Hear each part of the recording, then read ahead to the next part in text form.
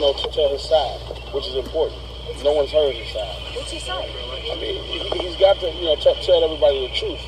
You guys have been listening to one side of the story all these years, and now it's time to tell the other side. Don, you talked to us outside court a little bit earlier today about some of the challenges he's faced in his life. And you say that this is a result of bad choices, but not pedophilia. It's not bad choices. I mean, he's a survivor. This is a young guy. This is a guy, an older man who was, at the age of 8, molested by his sister for 8 years, and who told him she would kill him if he told his mother. I mean, so you got to realize, that's your sister. Who any of us have been through that? No. I mean, so you don't know what it feels like to go through that for 10 years of your life. It's in his book. He wrote the book, Solar Coaster. That's his book, and all this is in there. But does that excuse any of the alleged behavior? Absolutely not. It's alleged behavior, and that's because you're hearing from one side. I mean, but this is not a man who lets anybody in any of his events. This is not a man who I've ever seen go out and target a certain type of individual. Take my glasses off so I can see it. You were saying he's never targeted young people. That's not him. But to what you were saying he was young and his sister was that age. Does he feel... His sister was 10 years older than him. Right, a teenager. Right. But I'm saying perhaps it's the age of his alleged victim. Right. Say it again? But that's about the age of his alleged victim. Yeah, I mean, so what should be... Who he should be in the room with is psychiatrists, not police. I mean, and we know how the industry is. If you snort coke, they're going to put that in front of you. If you like women, they're going to put that in front of you. He doesn't card anybody coming to his events. So the allegations are very, very young girls. Yeah, but these are women that, you got to think about this. Rob, when you go, dyslexic, we know about his issues with his, with not being properly educated and things of that nature. He wasn't going to that school because he was targeting somebody. He had a teacher, Lena McGlynn, who actually taught him how to play the piano and taught him about music and a lot of things. So he wasn't going there targeting anybody. He was going there to learn more about his craft. He's perfected his craft. Did he have sex with 14-year-old girls? Absolutely not. That's not what this man went into anything to do. Is he hypersexual? That's a question you ask him. But that didn't stem from him being someone that goes out to do that. What happened to him?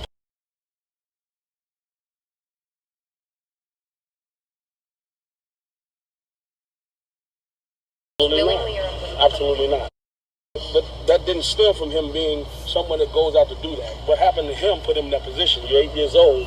Somebody's taking advantage of you. What do you think is going to happen as a result of that? My question is, did he have sex with 14-year-old girls willingly or unwillingly? Absolutely not. I mean, I can say that with all my heart. I lost my daughter. I mean, so for me to sit here and think that I'm going to be around somebody who's targeting young women, I'm not going to do that.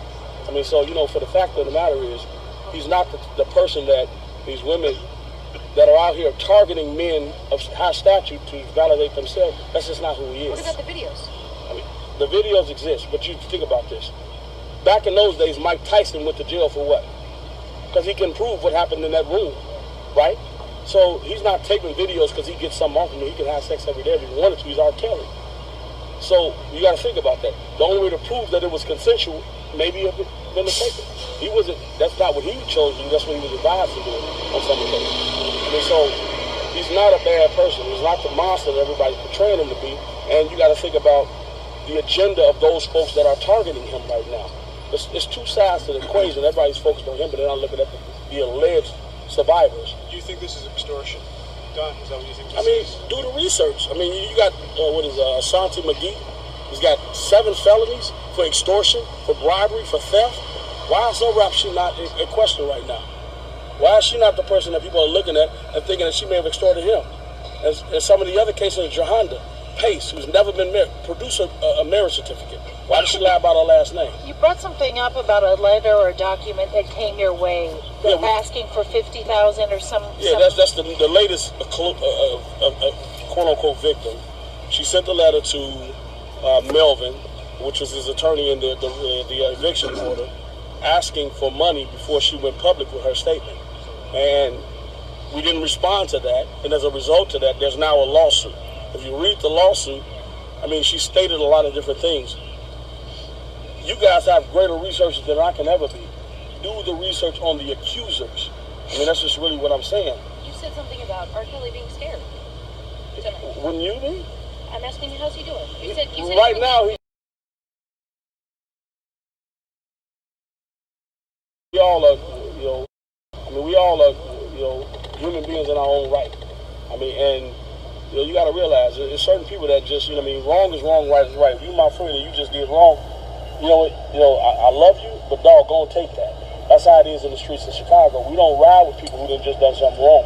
I mean, he's not a man that's been out here doing these things. He's R.Kelly. He has a brand that a lot of people are attracted to. And, he procreates a lot of babies, and that could be a problem too.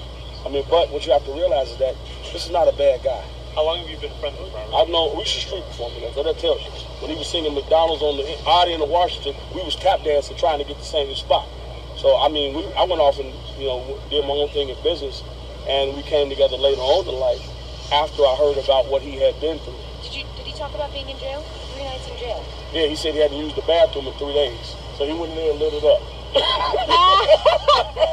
a minute, this is... Big's got the repository of a lot of stuff, right, boy? Oh, boy. I hate to be their plumber right now. Okay, Does R.Kelly know who he is after all that? Absolutely, he's never been no more than Robert Sylvester Kelly. R.Kelly is a brand, and a lot of people make money off that brand. He's an aged brand. He's not like Nike. His attorney says his finances are a mess. Well, you know what? Anybody has been targeted in as much conspiracy as he has, of course their finances are going to be a mess. This industry is, built up off of people separating artists like himself away from their intellectual property so they can control the value of their content. So Rob is a guy that loves to be in the studio all night. How could he produce such great hits, but yet be in charge of his business too? It's just not possible to be great in both areas. So he trusted the wrong people. And that's a big thing right there. Right there to that point, you said you were around him. They always had his people around him who made him feel better. One thing that you might be concerned about is that they're going to go after his enablers, and that was their way. Absolutely. They should. Because he's not the only one. He's not at the front door. He's the guy that they come in to see. So whoever let the 14-year-old, whatever you guys are saying, in the room, why did they get in there? How did they get in there? Absolutely not. I've got my own brand. I deal with my own company. I got a tech company and a few other things. I'm not trying to bring that out. But what I will say